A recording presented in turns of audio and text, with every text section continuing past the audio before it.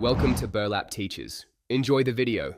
In this video, I will explain how to remove zinc from bike components. First, carefully inspect your bike to identify any parts that are zinc-plated, as these are often found on older or budget-friendly models.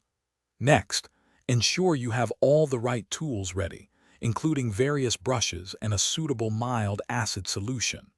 Finally, set up your work area in a well-ventilated space to ensure safety throughout the process.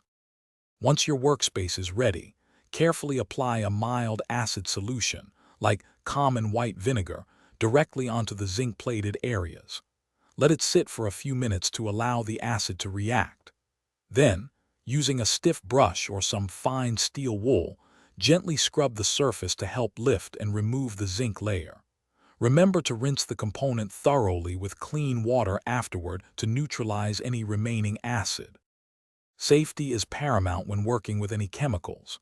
Always wear appropriate protective gear, including sturdy gloves and eye protection, to shield yourself from splashes. Make sure your work area has excellent ventilation to prevent inhaling any fumes from the acid solution. After you've finished, properly dispose of all waste materials, including used solutions and rags, following local guidelines to protect the environment.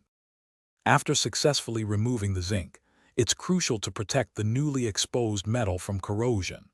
Apply a suitable protective coating or paint to ensure longevity and prevent rust. Then, carefully reassemble all your bike components, making sure everything is secure and properly tightened for safe riding.